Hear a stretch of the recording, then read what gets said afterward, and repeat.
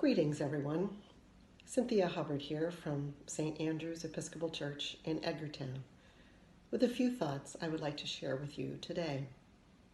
As we live further and further into this global pandemic, it is becoming more and more clear that this event is changing the course of history. At least I think more and more people are hoping that it will change the course of history.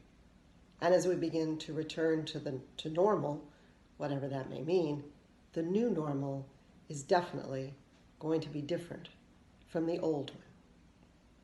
History, his story, or her story, or even our story. What is being uncovered as the weeks progress is how broken and non-functioning, except for a very small number of people, the old story was. The old story was marked by individualism, every person for himself or herself, vast inequalities, and an ever-widening gap between the haves and the have-nots, out-of-control consumerism, and seeming indifference to the planet, our Mother Earth. That old story, I think anyone of faith can agree, just isn't going to work anymore. As the psalmist writes, "How shall we sing the Lord's song in a strange land?"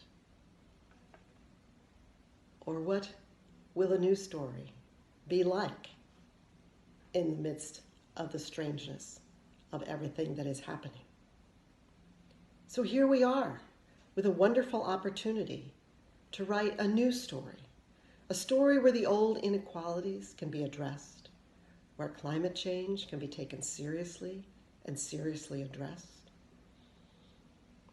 and where we might all come together for a change and work together to make this a better world. At long last, put down our weapons of war and work toward healing.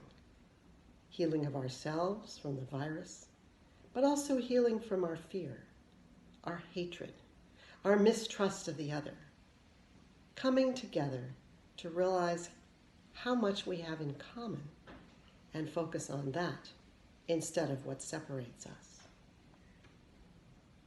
What should the new story tell? What might it look like? Something akin to the kingdom of God, which Jesus so often talked about? As we struggle with stay-at-home orders and maybe time on our hands, what might our creative imaginations yield in terms of a new story? After all, if we can imagine a new story, can we not dream it into existence? Some of our dreams may end up being just fantasy. I realize that. But I guess I'm optimistic and hopeful enough to think that if enough people are dreaming the same dream, it just might become a reality. A new story that will be history changing. Some of you may be familiar with Tomfooleries, the great realization that is circulating on YouTube. I've had 2 people send it to me, and I think I could probably watch it every day. It is the story of a father, maybe 20 or 30 years hence, maybe more, reading his son a bedtime story about how the virus of 2020 changed the world from the perspective of hindsight. Our children today are going to be marked by the story of the 2020 pandemic for the rest of their lives, just as my parents' generation was marked by the bombing of Pearl Harbor and World War II, and my generation by the assassination of President Kennedy.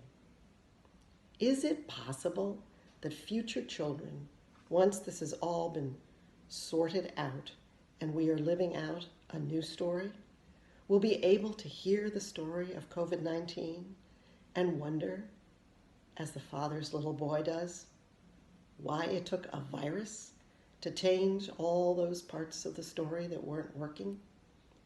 I hope, if you haven't seen this less than 4-minute clip, you will make a point of watching it. Just Google The Great Realization, spelled with an S instead of a Z, and it should pop right up. It is truly magnificent. We are living through a history-changing event. Let's hope we can dream a new story, a better, a more love-filled story into being. Blessings to all of you.